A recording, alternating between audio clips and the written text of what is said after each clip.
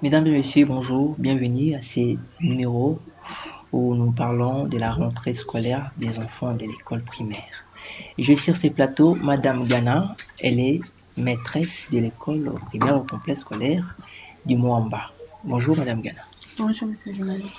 Vous êtes maîtresse au complexe scolaire du Moamba. Oui, Aujourd'hui, nous allons parler de la rentrée scolaire. Comment préparez-vous la rentrée scolaire des enfants? bon, la rentrée scolaire des enfants, ça se prépare une semaine avant. Nous, les enseignants, nous sommes déjà à l'école une semaine avant pour préparer des leçons, préparer de livres ou de matières à utiliser au cours de cette année. Et quelles sont les difficultés pour la préparation de cette rentrée scolaire? Les difficultés que vous rencontrez pendant que vous préparez la rentrée scolaire. Pendant la préparation, les difficultés qu'on rencontre, que souvent, il n'y a pas de manuel, de livres pour préparer des leçons et de matières. Mais aujourd'hui, on se débrouille avec aussi de recherches à l'Internet. Oui. On se débrouille, on le prépare comme il faut. En absence de livres, avec le P qu'on a, on le prépare. Pendant la rentrée, étant qu'enseignante, vous avez d'énormes difficultés, telles que devant les enfants qui n'ont pas eu accès à l'école maternelle, qui accèdent directement à l'école primaire. Il y a des catégories des enfants. Quelles sont les attitudes de ces deux catégories des enfants? Oui, ces deux cas sont vraiment différents. Un enfant qui a déjà fréquenté l'école maternelle, il n'a pas vraiment de difficultés à venir à l'école primaire. Pour lui, il s'adapte. Et de tels enfants sont des enfants déjà intelligents, ce sont des enfants déjà, je dirais, des enfants brillants qui répondent à des questions brillamment. Tandis que les enfants qui n'ont pas fréquenté l'école maternelle, directement, vous les mettez en première année. Là, on rencontre vraiment beaucoup de difficultés. Bon, il y a ces enfants-là ont du mal à venir à l'école et aussi de s'adapter comme il faut, de répondre vraiment à ce que nous attendons. Mais avec la formation, petit à petit, on les ramène tous les enfants au même niveau. Et c'est comme ça qu'on le fait. Que faites-vous en tant qu'enseignante alors pour aider ces enfants, des enfants qui ont souvent des difficultés? En tant qu'enseignante, pour aider ces enfants-là qui ont des difficultés, bon, nous avons nos propres méthodes pour y arriver. Et aussi, d'abord l'amour. Quand tu aimes quelque chose, tu auras plaisir à le faire. Mais quand tu n'aimes pas quelque chose, pour le faire, vous allez avoir un peu de difficulté. Premièrement, ce qu'on fait, on apprend d'abord à l'enfant d'aimer d'abord l'école. Et surtout les tout petits, les enfants de première. Aussitôt qu'ils commencent, on leur donne d'abord le goût d'aimer d'abord ce qu'ils font, d'aimer d'abord l'école, de venir à l'école. Et avec la formation que nous avons, on les transmet aussi. Et c'est comme ça qu'on les relève au même niveau. Et qu'est-ce que vous avez comme besoin ou comme outil de travail? Comme besoin, comme outil de travail, je dirais, beaucoup plus nous avons besoin de livres. Et il faut qu'on alimente notre bibliothèque des livres, des manuels appropriés à l'école primaire et aussi des formations parce un enseignant c'est quelqu'un qui apprend à tout moment. C'est quelqu'un qui est à la page. Donc, nous avons beaucoup plus de formations, de recyclage pour nous ramener au niveau et pour être à la page à tout moment. Les recyclages sont organisés à l'école ou vous apprenez ailleurs? Tantôt, c'est organisé à l'école. Et il y a aussi quelques-uns qui nous appellent à l'extérieur pour suivre. Et dans des conférences aussi, on apprend de telles choses. Et à l'école aussi, on organise, comme chez nous, nous avons chaque semaine. À la fin de la semaine, on organise une petite réunion. Et là, on nous apprend, on regarde, on fait l'état de lieu, l'état de formation, là où nous sommes, comment est-ce que nous avons commencé. Et bon, on revoit le tout. Et s'il y a quelque chose à ajouter, on ajoute. S'il y a une information, on nous donne cette information pour nous ramener à la page. Un enfant d'école primaire, il doit avoir quoi comme manuel fourniture scolaire ou manuel scolaire? Bon, un enfant d'école primaire, normalement, il doit avoir la doise, le crayon. Mais aujourd'hui, on vend dans des écoles des bics, des cahiers. Or, un enfant, c'est aussi bien pour les apprendre à utiliser ces manuels. Mais il y a des difficultés parce que auparavant, il y avait des ardoises, des touches qui aidaient les enfants à bien travailler parce que là, on avait moyen d'effacer directement. Et avec le stylo, il y a des ratures de carabouchage dans des cahiers, on arrache des feuilles à n'importe quand. Et pourtant que la doise, c'était vraiment un manuel approprié à un enfant qui commence dès l'école maternelle, Et je dirais, de première année première. qu'est-ce qui fait que aujourd'hui les enfants n'utilisent plus encore les ardoises? Bon, là, je dirais aux fournitures. Avant, on achetait tout à l'école. Mais aujourd'hui, avec notre évolution du pays, beaucoup de parents réclament qu'à l'école, c'est cher, il n'y a pas moyen d'acheter, et ils achètent des choses à l'extérieur. Et pourtant, à l'école, tout cela sont appropriés pour les enfants.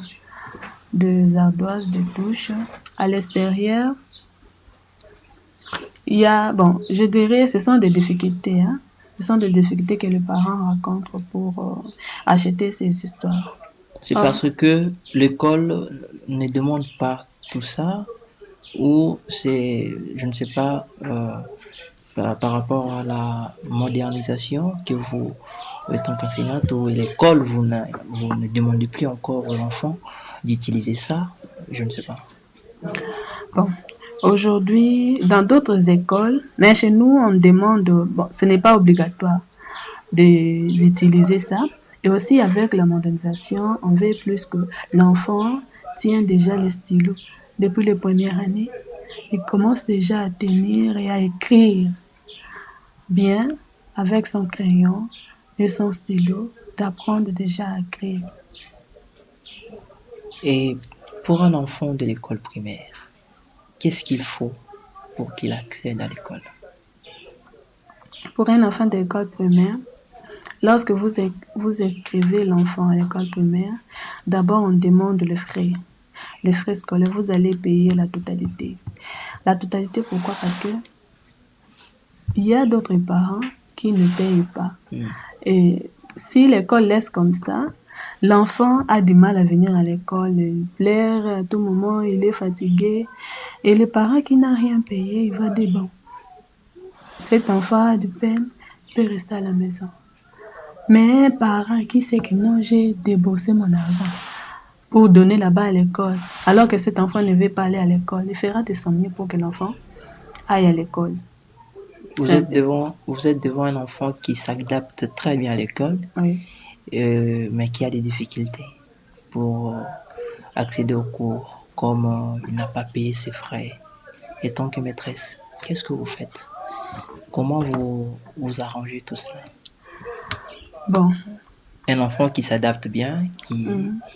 qui, je dirais, intelligent, mais qui a des difficultés par rapport aux frais scolaires, voire même la compte, il n'a même pas eu l'accès à, à débourser déjà la compte, en tant que maîtresse. Et tant que maîtresse, si cet enfant est vraiment brillant, Nous, l'école, à notre part, nous allons prendre cet enfant en charge. Et si nous voyons que le parent n'a pas vraiment de moyens et que l'enfant est vraiment brillant, nous, l'école, nous allons prendre cet enfant-là en charge. Et petit à petit, conseiller aux parents de se débrouiller, de chercher de voies et moyens pour terminer ses frais. Mais un enfant qui brille, là, c'est notre charge de l'école.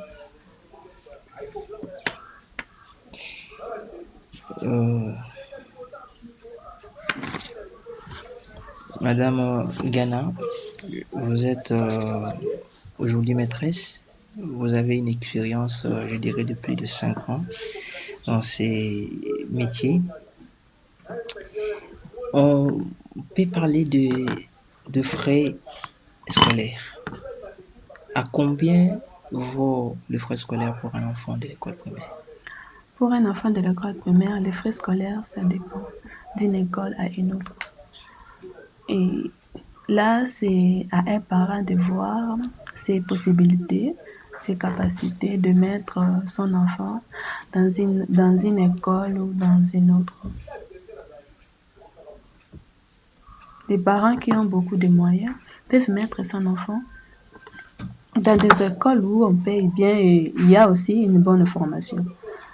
Mais c'est lui aussi qui regarde que non, moi je suis limité dans ça, je peux les moyens, je cherche pas de grandes choses, je cherche une école qui forme bien, mais qui demande de frais un peu raisonnables. Là, je peux mettre mon enfant là-bas.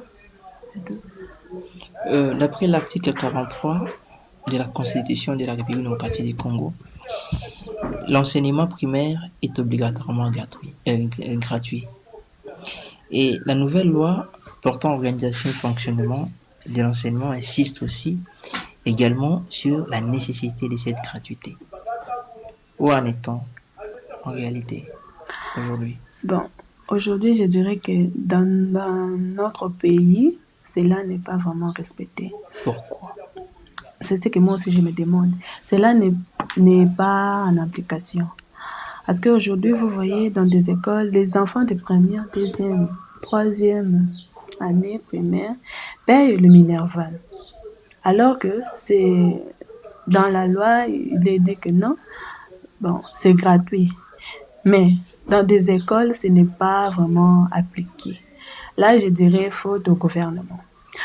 Parce que si le gouvernement prenait garde de ça, prenait soin de ça, et aussi de suivre, quand vous dites quelque chose, il faut aussi le suivre. Et de le suivre avec les audits et tout, vous allez voir que cela sera en application. Mais pour le moment, je dirais que ce n'est pas en application.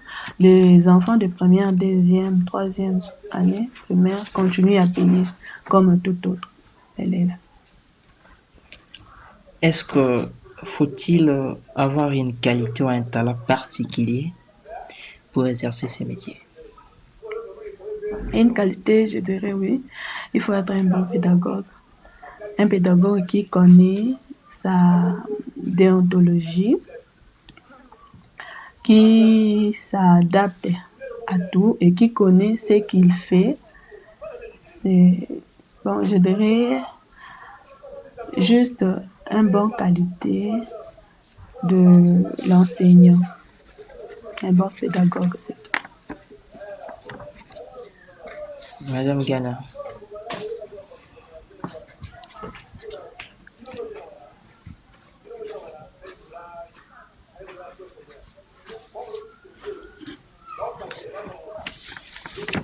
je ne sais pas où est la question.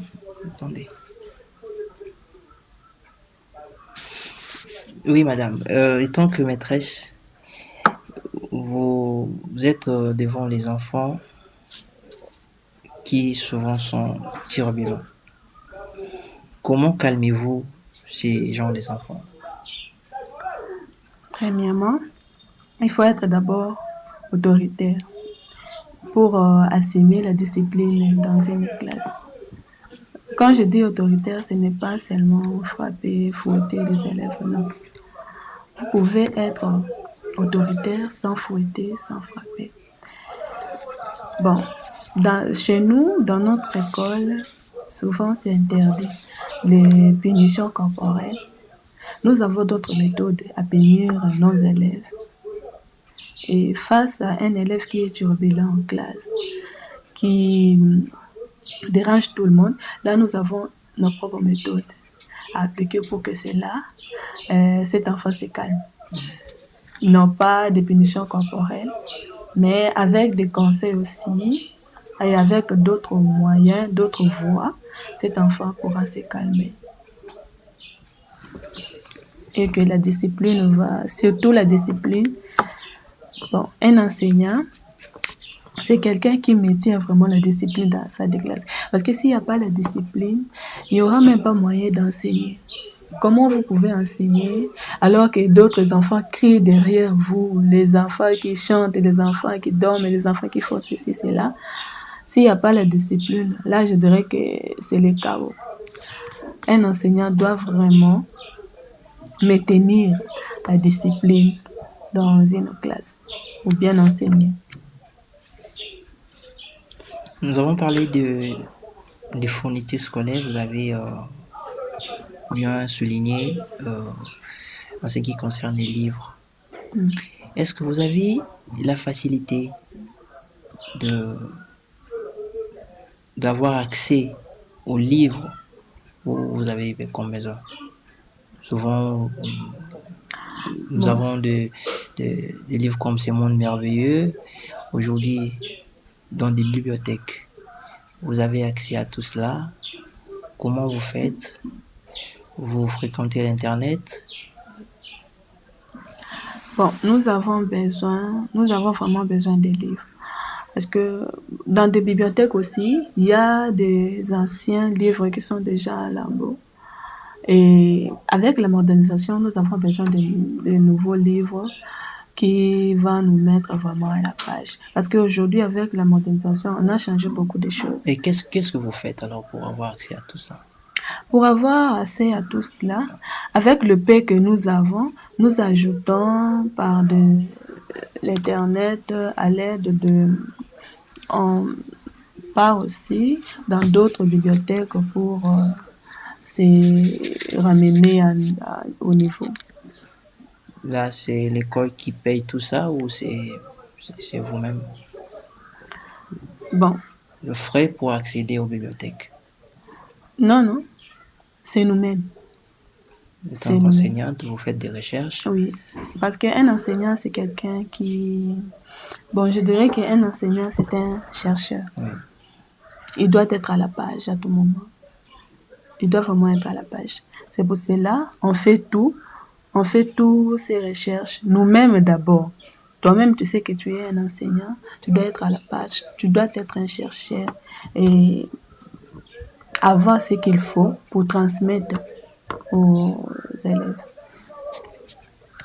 Aujourd'hui, il y a des parents qui ne veulent pas envoyer leurs enfants à l'école. Un conseil pour ces parents qui n'envoient pas les enfants à l'école? Bon, si un parent n'envoie pas son enfant à l'école, c'est peut-être qu'il y a aussi le manque de moyens. Il y a d'autres parents qui n'ont pas de moyens d'envoyer leurs enfants à l'école. Et pourtant, si c'était gratuit, comme nous avons dit à cet article, que l'enseignement à l'école primaire, première, deuxième, troisième, c'était gratuit, c'était vraiment en application. Ces parents-là devraient envoyer son enfant à l'école. Mais ce n'est pas en application. Et un parent qui n'a pas de moyens, comment il peut envoyer l'enfant à l'école? Mais à ceux qui ont peu de moyens, mais de mauvaise volonté d'envoyer l'enfant à l'école, moi je dirais que là, vous êtes en train de former votre propre tombeau. Parce que l'enfant, c'est une bénédiction que Dieu nous a donnée. Et si vous ne formez pas cet enfant, c'est comme si vous le rendez un mauvais service. Et d'aimer cet enfant-là va vous faire du mal parce que vous n'avez rien apporté à cet enfant. L'éducation, oui. C'est bien aussi d'instruire. Parce que pour être un cadre dans ces pays, il faut quelqu'un qui est instruit.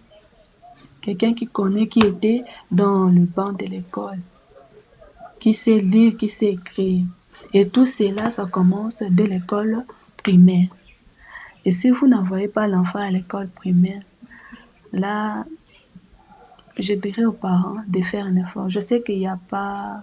Nous avons des difficultés dans notre pays. Mais je dirais aux parents de fournir l'effort, avec le peu que Dieu nous donne chaque jour, d'envoyer l'enfant à l'école. Que dites-vous par rapport aux écoles qui, je dirais, qui vendent des uniformes aux parents? Parce qu'avant, nous avons tous passé au banc de l'école. Avant, c'était pas ça. Aujourd'hui, c'est ce que nous constatons.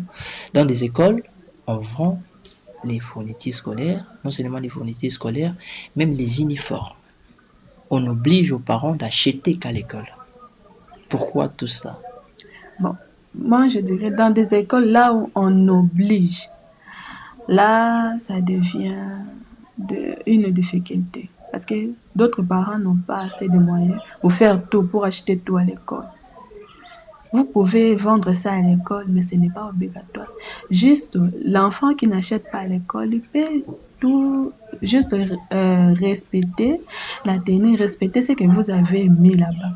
Mais dire qu'obligatoire d'acheter à l'école, là c'est comme si vous cherchez quelques catégories de parents qui ont des moyens pour acheter ces fournitures à l'école. Et les parents qui n'ont pas de moyens, ils vont carrément faire sortir leurs enfants dans cette école et le mettre là où ils seront capables d'assumer leurs responsabilités.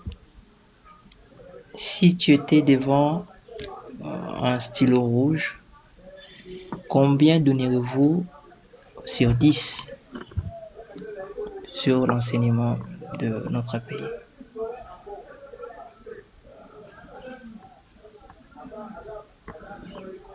Si c'était sur 10, comment l'enseignement se passe dans notre pays? Bon, Combien donnerez-vous? si c'était sur 10, l'enseignement dans notre pays, ce n'est pas vraiment, je dirais pas qualifié, mais je dirais que, bon, on ne le prend pas vraiment au sérieux. Et surtout, si l'enseignant lui-même est négligé, comment vous voulez que l'enseignement soit à la hauteur? Or, l'enseignement devait être à la première position parce que c'est ce qui forme. Vous, en étant journaliste, parce que vous étiez sur le banc de l'école. Maintenant, si aujourd'hui on néglige l'enseignement, Vous parlez de la l'enseignant lui-même, négligence. Qui néglige les enseignants? le gouvernement, nos autorités. Vous voyez un enseignant de l'école primaire, il est payé combien? Combien on le paye? Combien? Ça nous fait du mal, mais comme c'est un don, c'est notre métier, c'est ce qu'on aime. Au niveau de qualité, je dirais que l'enseignement dans notre pays est de bonne qualité. Sauf que les enseignants sont négligés. Parce que si ces enseignants étaient bien payés, bien nourris et respectés, comme on dit, je crois qu'on allait faire on allait faire mieux que ce que nous avons ici dans notre pays. Et pour corriger, avec mon stylo rouge, pour l'instant,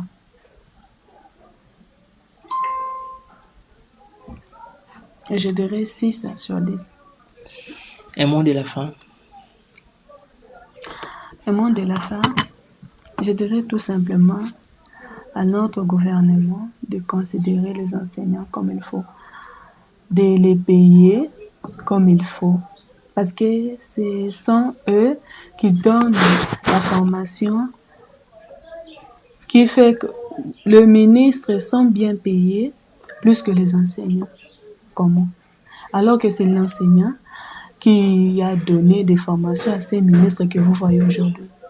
Et comment un enseignant peut être négligé de la sorte? Donc, revoyez un peu avec une bonne volonté, je dirais à nos autorités de revoir un peu combien sont payés nos enseignants aujourd'hui.